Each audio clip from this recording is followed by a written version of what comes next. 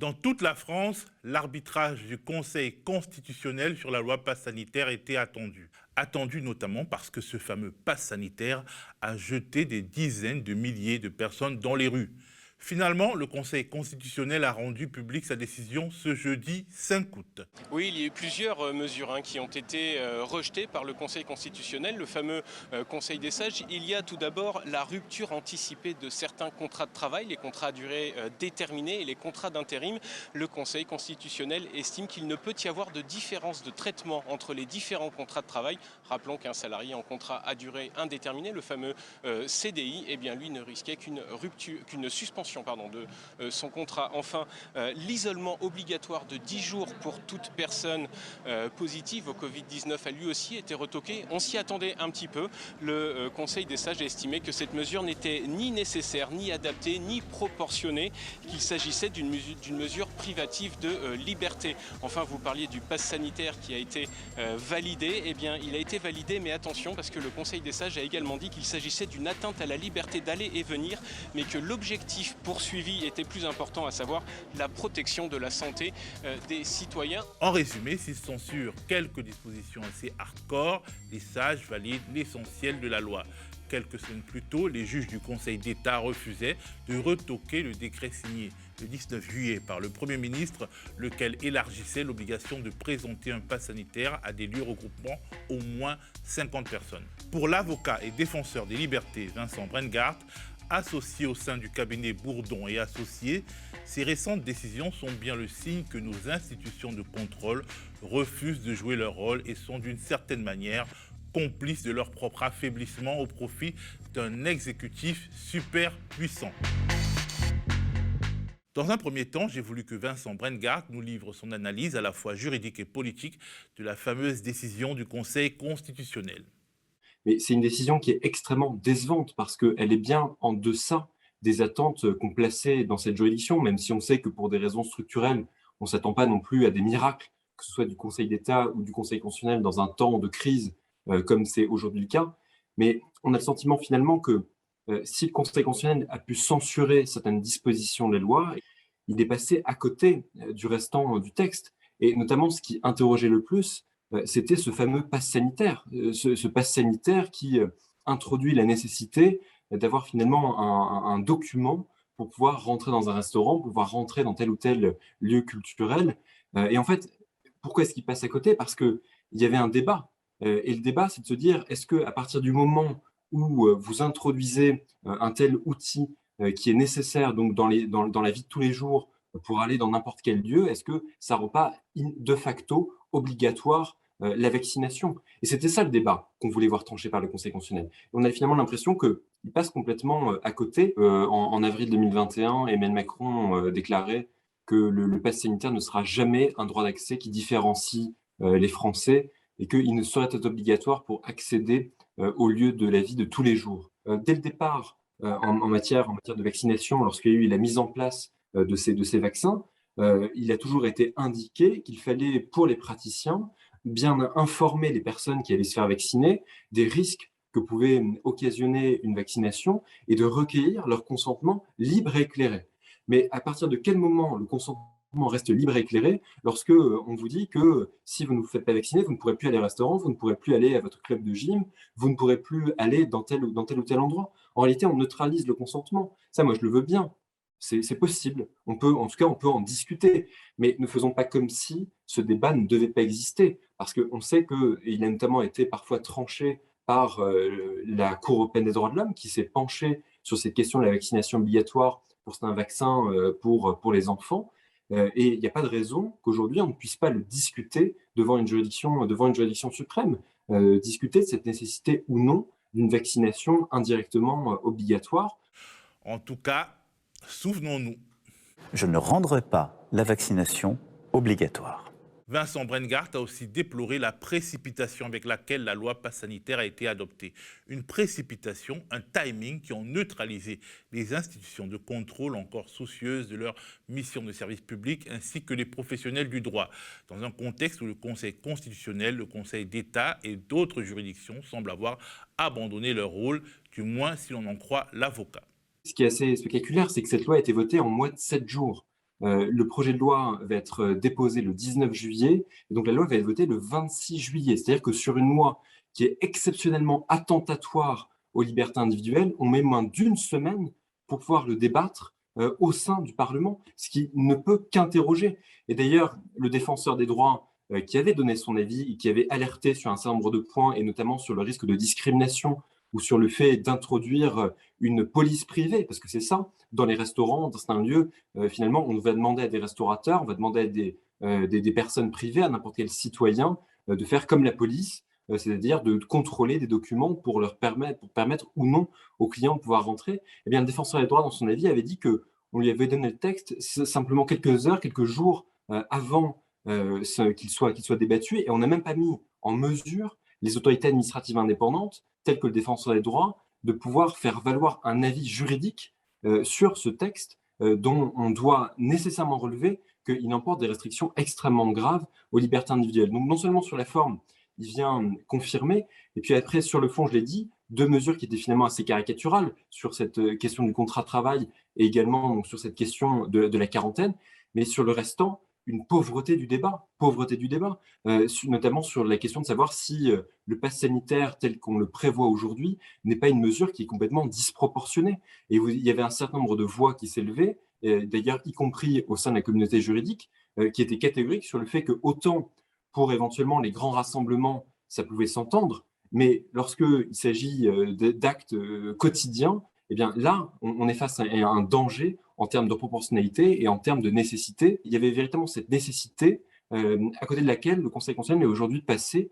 Et je crois que la décision qui a été rendue est assez symptomatique d'une dérive assez grave que nous connaissons depuis déjà plusieurs années avec la multiplication des états d'urgence, c'est-à-dire cette espèce d'état d'inhibition de nos juridictions suprêmes, que ce soit le Conseil d'État ou le Conseil constitutionnel, à pouvoir contrôler l'action du gouvernement. Et on est face à des mesures qui sont totalement verticales et avec une pauvreté et avec une timidité des garde-fous qui est extrêmement préoccupante. Et notamment sur ces questions, c'est-à-dire que si on n'a pas véritablement de débat au sein de l'Assemblée nationale et si le Conseil constitutionnel se livre à un contrôle à minima, un contrôle totalement restreint, eh bien finalement le débat se réduit à peau de chagrin. Les juridictions ont énormément de mal à censurer, à contrôler l'action du gouvernement. Mais d'ailleurs, nous l'avions vu notamment à l'occasion de l'application de l'état d'urgence en novembre 2015, qui était dans un tout autre contexte, mais qui concernait les mesures qui étaient prises dans le cadre de la lutte antiterroriste. Et de la même manière, les juridictions administratives disaient, compte tenu de l'impératif de lutte contre le terrorisme, finalement, on admettait un contrôle encore plus restreint et on admettait le fait de ne pas aller jusqu'au bout parce qu'on considérait que la parole du ministère de l'Intérieur était une parole d'évangile. Depuis quelques années, et en particulier d'ailleurs depuis l'application de l'état d'urgence qui avait été prononcé sur le territoire en novembre 2015 à la suite des attentats de Paris, on a le sentiment que les juridictions peinent à contrôler l'action du gouvernement. C'était assez visible au moment de l'état d'urgence antiterroriste. Lorsqu'il y a eu des assignations à résidence, lorsqu'il y a eu des perquisitions administratives, on a pu initier des contentieux devant les juridictions, mais généralement les contentieux se disaient, les juridictions se disaient, parce que ces mesures ont été décrétées par le ministère de l'Intérieur et parce que nous devons lutter contre le terrorisme, qui est une finalité évidemment universelle et partagée par tous, on se doit se livrer à un contrôle extrêmement réduit. Et même si vous apportez des éléments de preuve, ce n'est pas toujours suffisant pour pouvoir contredire la parole de l'exécutif. Aujourd'hui, on est face à un nouvel état d'urgence. Ce n'est plus un état d'urgence antiterroriste, mais c'est un état d'urgence sanitaire. Mais finalement, on observe la même timidité de contrôle. Timidité de contrôle parce que vous avez des juridictions qui se fient presque exclusivement à la parole gouvernementale, non seulement dans ses aspects scientifiques, mais aussi pour ce qui concerne tout simplement les mesures qui sont proposées à l'échelle nationale. Et sur le premier point, c'est d'ailleurs assez problématique parce que, notamment lorsque le Conseil constitutionnel rend sa décision, il le fait à la lumière des données scientifiques dont disposait le gouvernement au moment où ce projet a été proposé à l'Assemblée nationale. C'est-à-dire que le Conseil constitutionnel aujourd'hui n'a pas la possibilité éventuellement d'avoir ses propres experts pour peut-être avoir un double droit de regard. Et en plus, là, on voit bien que sur un texte comme celui qui a été validé par le Conseil constitutionnel. C'est un texte en plus qui intervient en plein été, c'est-à-dire que le Conseil constitutionnel statue lui aussi en plein été, avec une capacité de mobilisation qui est de fait amoindrie. Plus structurellement, estime Vincent Brengart, les institutions de contrôle de l'action gouvernementale, le Conseil d'État et le Conseil constitutionnel donc, sont liées à l'exécutif de telle sorte qu'elles ne peuvent pas vraiment s'opposer à lui et jouer le rôle de contre-pouvoir. Commençons par le Conseil d'État.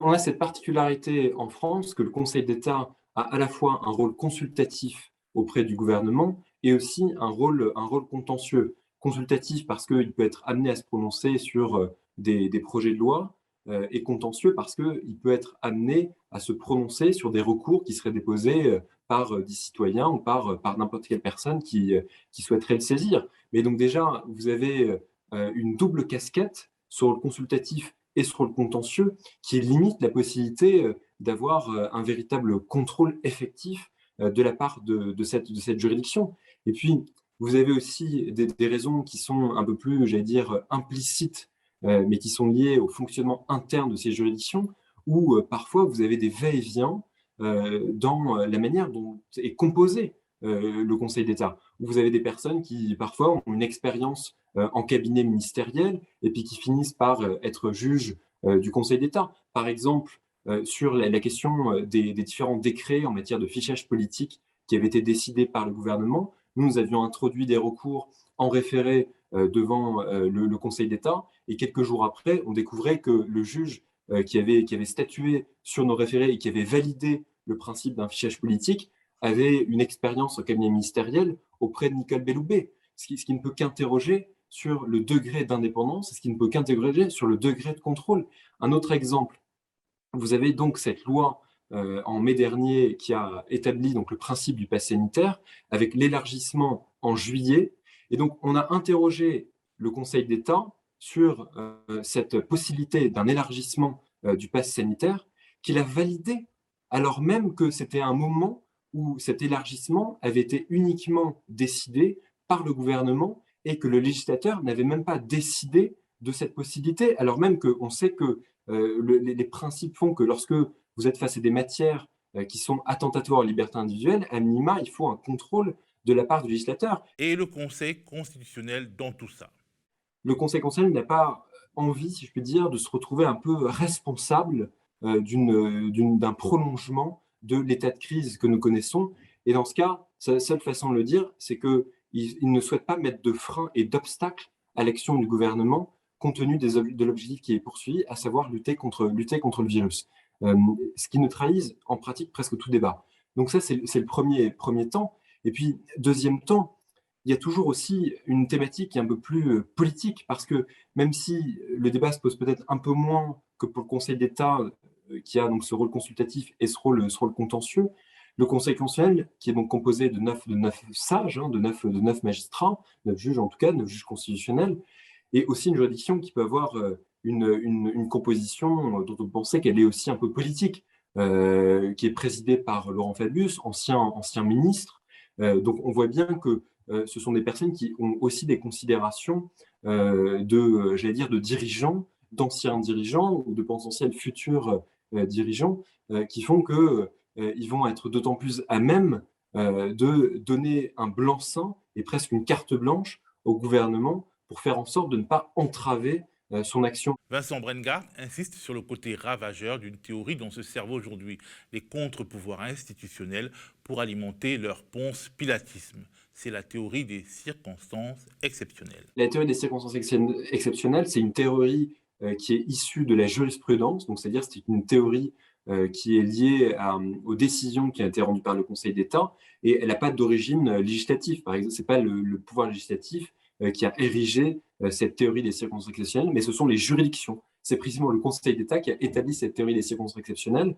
Et en fait, cette théorie permet, pour le coup, dans certaines circonstances, et là, dans les circonstances qui sont considérées comme étant exceptionnelles, mais avec un pouvoir d'ailleurs discrétionnaire quant à l'interprétation de ce qui peut caractériser ou pas une circonstance exceptionnelle, théorie qui permet en fait d'amoindrir le contrôle des juridictions, parce que ce que vont faire les juges, c'est qu'ils vont estimer que parce qu'on connaît des circonstances qui sont dérogatoires ou qu'on connaît des circonstances qui ne sont pas habituels, eh bien, ça devrait justifier que le contrôle qui serait opéré par le Conseil d'État, par exemple, soit un contrôle complètement diminué. Pourquoi est-ce qu'il serait diminué? Parce qu'on dirait, finalement, puisque nous faisons face à une situation de crise, à une situation exceptionnelle, ça devrait justifier la mise en retrait du juge face au pouvoir qui décide, et le pouvoir qui décide, c'est le pouvoir exécutif. Mais en fait, c'est un tête-à-queue.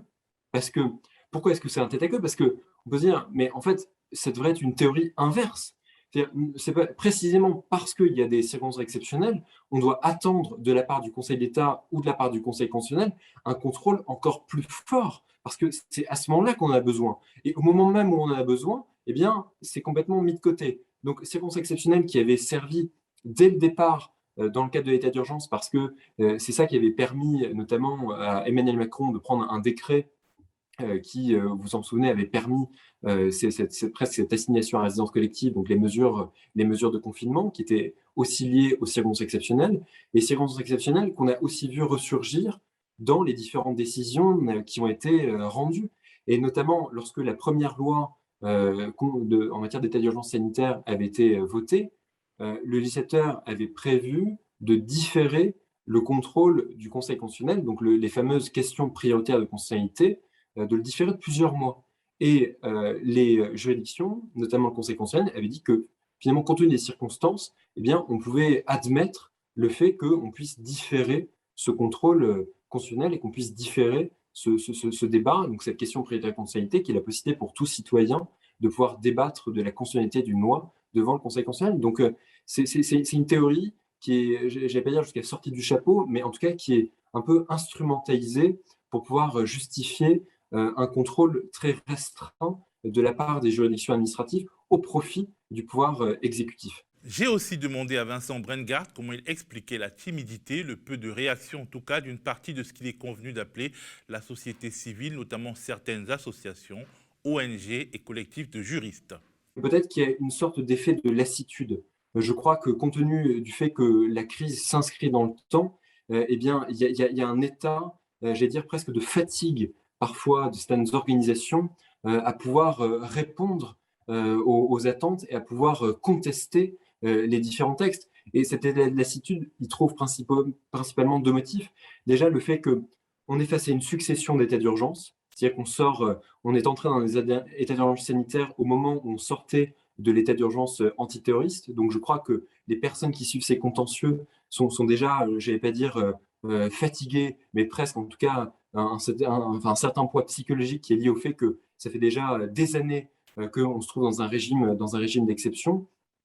Et puis, il y a une autre problématique plus spécifiquement par rapport à cette menace sanitaire, c'est qu'elle est diffuse, qu'elle s'inscrit complètement dans le temps, et que si dans un premier temps, il pouvait y avoir une réaction de la part de ces organisations, elle est peut-être un peu moindre aujourd'hui parce que tout le monde s'interroge et tout le monde aussi est pris sur d'autres fronts. Parce que vous avez un gouvernement qui profite aussi de cet état et ces circonstances exceptionnelles pour pouvoir aussi faire voter d'autres textes. Je pense à la loi séparatisme, je pense à la sécurité globale. Donc vous avez en plus des organisations qui sont sur tous les fronts. Donc ça rend encore plus difficile le fait de se concentrer sur ce sujet qui est pourtant principal de l'état d'urgence sanitaire, parce qu'il faut déjà discuter de certaines mesures qui étaient contenues dans la loi sécurité globale et aussi par rapport à cette loi séparatisme dont on va devoir aussi juger le Conseil constitutionnel. Donc il y a cette multiplicité des textes qui rend encore plus, j'allais dire, contraint par rapport aussi aux petits moyens dont peuvent avoir ces organisations, en tout cas aux modestes moyens peuvent avoir ces organisations, pour faire un travail d'analyse juridique qui réclame un travail considérable. Et je crois aussi qu'il y a un dernier motif qui peut expliquer que toutes les voix ne s'élèvent pas, c'est ce motif du conspirationnisme. C'est-à-dire qu'aujourd'hui, il y a beaucoup de personnes qui craignent, parce qu'elles exprimeraient une voix dissidente contre le pass sanitaire, d'être perçues comme des personnes qui sont contre la vaccination tout court. Et parce qu'elles seraient contre la vaccination tout court, eh bien, par un espèce d'effet d'amalgame, eh bien, on les cataloguerait dans une certaine catégorie de la population, comme des personnes qui seraient en marge, des personnes presque marginales. Et d'ailleurs, on le voit par rapport à certaines expressions lorsqu'on parle des anti-vax qu'on cherche à cataloguer. C'est sûr qu'il y a eu des dérives antisémites, il y a eu des dérives parfois de certains propos. Je pense à des journalistes qui ont pu être mis en difficulté par des manifestants, mais ça va pour autant qu'on doit mettre dans le même paquet l'ensemble des manifestants qui ont pu participer à ces différentes mobilisations. Donc, on a vraiment le sentiment qu'aujourd'hui, il y a peut-être une part des voix aussi qui est un peu réticente à pouvoir s'exprimer sur ces sujets parce que derrière, elles ne veulent pas être perçues comme plus que des empêcheurs de tourner en rond, comme des personnes qui seraient sensibles aux théories du complot et comme des personnes qui seraient nécessairement contraires ou qui seraient nécessairement opposées à la vaccination. Défenseurs des droits et Commission nationale consultative des droits de l'homme contournée, Assemblée nationale dominée par ceux que les mauvaises langues appellent les Playmobil de la Macronie, Conseil constitutionnel et Conseil d'État complices ou complaisants, société civile organisée fatiguée, on a le sentiment que le seul moyen de pression puissant aujourd'hui, c'est tout simplement la rue. Lorsque vous avez des contre-pouvoirs qui ne jouent plus leur rôle, eh bien forcément que le sursaut qui est attendu, c'est un sursaut citoyen. Parce que ce débat, il est indispensable. Il est indispensable qu'on puisse discuter de la pertinence de ces mesures et de leur caractère proportionné. Et que si le Conseil constitutionnel s'y refuse, eh bien à ce moment-là, il faut que le débat soit un débat citoyen. Et d'ailleurs, moi, j'observe que le Conseil constitutionnel, je l'ai dit, a validé la copie qui lui était donnée par le pouvoir législatif, qui était une copie qui ressemblait évidemment presque trait pour trait à celle du projet de loi soumis par le gouvernement. Il y a eu déjà une forte mobilisation ce week-end, le week-end dernier. Et ce qu'on voit, c'est qu'il y a eu plusieurs atténuations qui ont d'ores et déjà été soumises par Olivier Véran, notamment une durée qui passe de 48 heures à 72 heures, la possibilité de faire des autotests alors que ce n'était pas prévu. Donc déjà, de multiples atténuations, parce que non seulement les différents contre-pouvoirs n'ont pas pris en compte les différentes attentes, donc je le disais tout à l'heure, des praticiens hospitaliers et d'autres professions, et en plus, je crois qu'elles n'ont pas non plus répondu à ce qui se posait, non seulement par rapport au principe des atteintes aux libertés individuelles, mais aussi à la somme parfois des spécificités pratiques de certains citoyens, et notamment ceux qui ne peuvent pas se faire vacciner pour des raisons médicales. À tout ça, le Conseil constitutionnel et le Conseil d'État n'ont pas répondu. Donc maintenant, le sursaut qui est attendu, c'est un sursaut citoyen, et comme ça avait été le cas lors des précédents états d'exception. Voilà, les citoyens comme seul rempart dans la France de 2021. C'est fini pour cet entretien d'actu. N'oubliez pas, si vous le pouvez, de contribuer à la cagnotte Ulule qui nous permettra à la rentrée de mettre en place aux médias une contre-matinale alternative, 0% patronale, 0% gouvernementale, 100% populaire. À la semaine prochaine. Vous en avez marre de la propagande gouvernementale et ultralibérale qui vous assomme dès le matin? Parce que dès que je croise quelqu'un, on me demande mais comment on va rembourser notre dette? Marre de ces éditorialistes de plus en plus fascisants qui prônent un capitalisme sécuritaire et liberticide. Bonjour Marine Le Pen. Bonjour. Jordan Bardella. Marion Maréchal. Bonjour. De ces invités sur tous les plateaux TV et radio qui agitent un racisme de plus en plus décomplexé. Il faut ôter ses droits aux immigrés de décider de la politique d'immigration de la France. Nous aussi. Et nous sommes bien décidés à ne pas leur laisser le monopole de l'information. Surtout avec 2022 qui approche à grands pas. Macron encore un siècle? Oh non, c'est pas possible. On va espérer avoir un contre-pouvoir. Dès la rentrée, le média se propose de vous offrir, en format audio et vidéo, une contre-matinale engagée. Une quotidienne diffusée du lundi au vendredi, connectée à une actualité qui se montrera de plus en plus trépidante. Nous ne cachons pas nos objectifs. Porter les sujets qu'une presse mainstream, possédée par une poignée de milliardaires, refuse d'aborder. Quand vous avez un Valeurs Actuelles, on peut se dire bon c'est pas grave parce que vous allez avoir de la presse écrite qui va équilibrer à gauche et qu'on peut avoir un pluralisme des médias beaucoup plus étendu. Quand on parle de l'audiovisuel et des chaînes d'information, il y en a 4 de chaînes d'information en continu. Donc s'il y en a une qui vire à l'extrême droite, il y a un problème de pluralisme. Réfuter les discours de propagande libérale ou raciste qui avancent masqués sous le faux nez de la neutralité ou du parler vrai. J'ai l'impression parfois qu'on est sur les mêmes questions et vous faites les mêmes réponses. On a l'impression qu'on a un disque rayé depuis un mois. La pleurniche permanente hospitalière fait qu'on est en permanence au chevet de notre hôpital. Donner la parole aux économistes, analystes experts hétérodoxes dont les discours ont du mal à se faire entendre dans les dispositifs piégeux des plateaux de télévision. Il est urgent d'avoir nos propres médias. Bon, moi, je ne suis pas pour boycotter les médias dominants. Je pense qu'il faut qu'on continue à y aller. Mais en même temps, il faut aussi qu'on construise les nôtres parce que c'est là que ça joue notamment dans la bataille idéologique et culturelle. Pourquoi est-ce qu'on n'a pas pu empêcher cette érosion permanente des droits à retraite? C'est parce que nous ne nous sommes pas battus sur le droit au salaire des retraités. Nous ne sommes pas dans un tunnel sans fin, que quelque chose d'autre peut être figuré, une autre forme d'organisation sociale radicalement différente et qui soit à la hauteur des enjeux de la situation présente. Raconter autrement la campagne électorale à venir qui s'annonce pleine de défis cruciaux. Nous avons déjà des journalistes, des chroniqueurs, des analystes, des grandes voix qui nous ont dit leur enthousiasme et qui sont décidés à porter ce projet.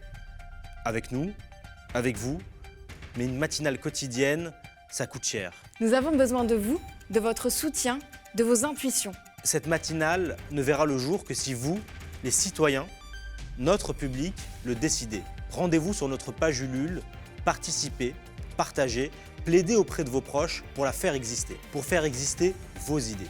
Soutenez la contre-matinale à la rentrée et ça va faire partie des médias importants pour reconstruire la gauche sociale, politique et écologique.